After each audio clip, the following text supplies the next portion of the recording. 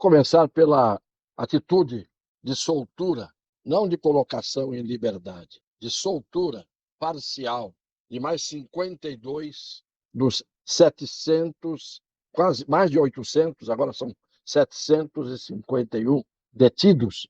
O senhor Alexandre mandou soltar mais 52 hoje, mas com restrições. Tornozeleira eletrônica, não podem usar redes sociais, não podem conversar entre si e assim por diante. Eu fico pensando nos 30 mil contabilizados, 30 mil membros do crime organizado que andam armados até os dentes, só no Rio de Janeiro, e que são intocáveis, por determinação, inclusive, de um ministro do Supremo Tribunal. Enquanto isso, desde o dia 8 de janeiro, estamos quase chegando ao prazo de um mês, ainda estão lá 751 detidos, daqueles que foram acusados de invadir e depredar as 3 sedes físicas dos 3 poderes. Muito bem, a maioria absoluta não tem nem advogado, ao contrário dos tempos do Mensalão, do Petrolão e de Lava Jato, em que não faltavam advogados dos mais famosos do Brasil. Agora, esses que estão lá em condições precárias, homens e mulheres, na colmeia e na papuda, estão ali por quê? É uma questão de aritmética. Tenho que dizer isso, primeiro para o Ministério Público, que não se toca, que não se coça, que não se mexe, procuradores gerais, entre aspas, da República. Por que eu estou dizendo que ninguém se toca? Filmes de todas as formas, pelas câmeras de segurança, foram feitos. E é uma questão de contagem, não de identificação das pessoas. É uma questão de aritmética. Peguem os filmes e contem ali, por cabeça, quantas pessoas estavam ali dentro. Chegavam a mais de 1.000? Chegavam a 500 pessoas dentro do recinto onde houve a depredação? Então, se havia mais de 1.000 presos, já soltaram uma parte. Soltaram relativamente. Não foram postos incondicionalmente em liberdade. Hoje mais 52. Qual é o critério? Repito, se contarmos ali e não houver mais do que 300, 400 pessoas, por que estão presas e ficaram presas essas mais de 1.000 durante esse tempo todo em condições precárias? 30 mil no crime organizado, ninguém chega perto, armados da forma bélica mais moderna. E esses, muitos dos quais não fizeram absolutamente nada, estavam apenas do lado de fora, havia muita gente, mas eu repito, peça o ministro, a sua assessoria e a OAB, omissa e covarde, para exercer apenas a tarefa da contagem, pelos filmes todos que existem, de quantas pessoas estavam ali dentro. Não vai chegar a esse número de pessoas que ainda continuam presas, apesar das solturas episódicas, intermitentes. Uma vergonha. Por outro lado, o senhor Luiz, o presidente atual, criticou o lucro líquido da Petrobras, mais de 200 bi, alegando que a Petrobras deveria usar esse dinheiro para investir na indústria brasileira. Ora, em primeiro lugar, a Petrobras é uma empresa. Claro que o presidente sabe pouco das coisas institucionais, mas a Petrobras é uma empresa de capital aberto.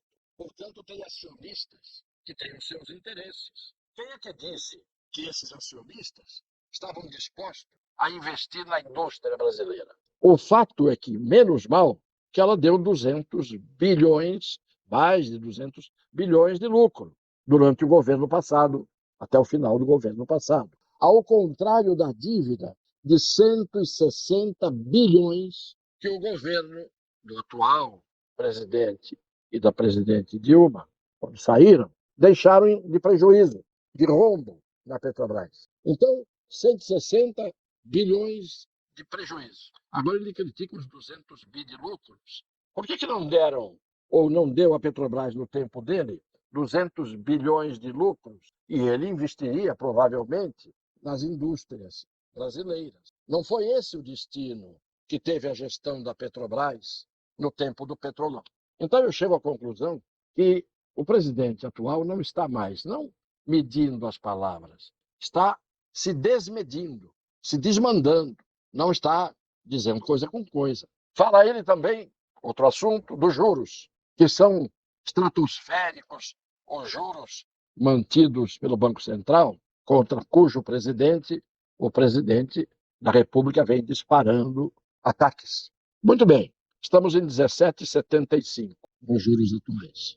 Só que em 2003, 13,75, perdão, 13,75.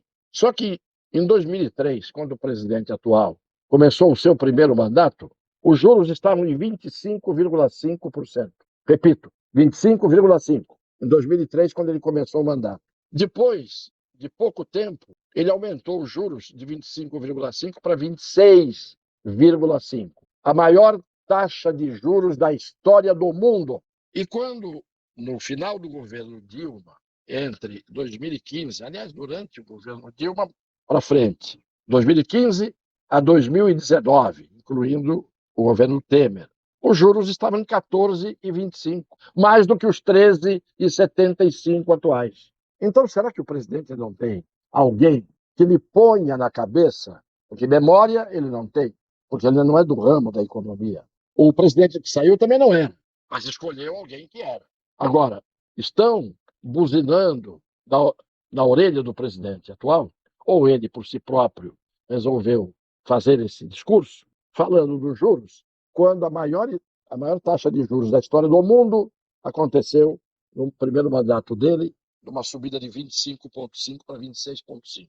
E depois, no governo Dilma, de 2015 a 2019, 14,25, muito mais do que os 13,75 atuais. Alguém vai dizer, não me interessa falar de juros. É que cada tópico destes, como os que eu estou citando todos os dias, revelam o destempero, o descompasso do presidente em relação à realidade. Eles já não estão se entendendo. Num governo plural apenas, não do ponto de vista das boas ideias, mas no sentido da quantidade de gente se trombando pelo número de ministérios e a coisa cada vez está pior.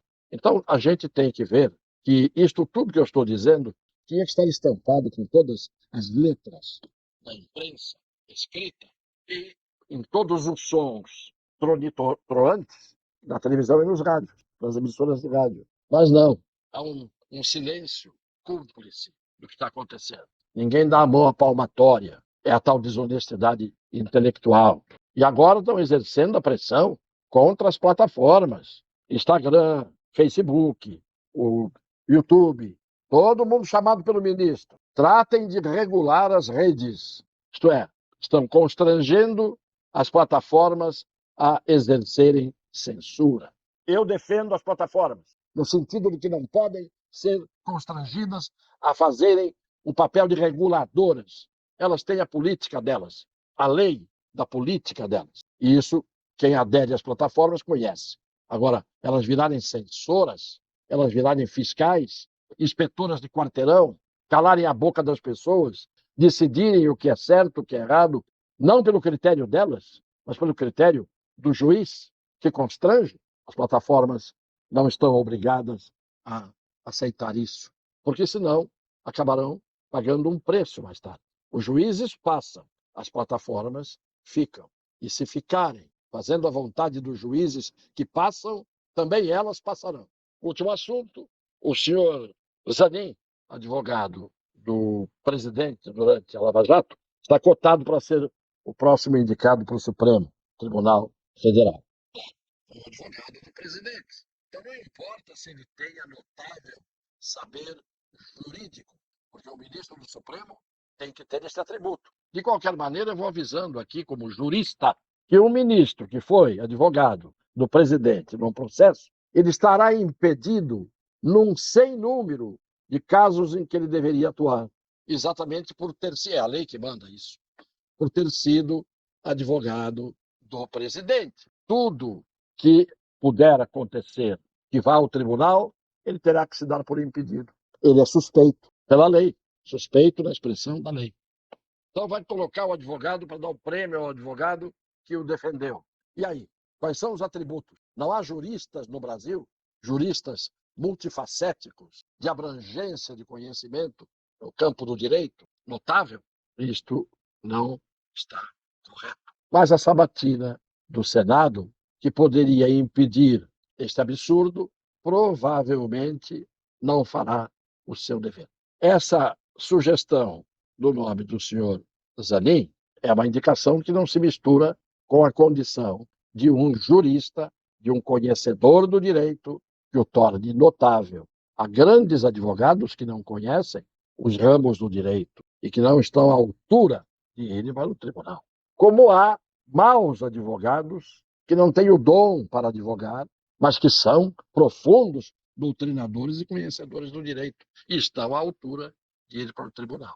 Este Zanin, se lembram, é aquele que, por sua atuação na defesa do presidente, levou o ministro Gilmar Mendes a dar goladas de água entre um soluço e outro, comovido com a atuação do advogado, numa interpretação típica do mau ator que não sabe fingir como sabem os bons atores.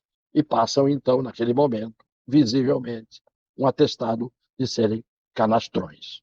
Era isso. Um beijo no coração das pessoas de boa fé.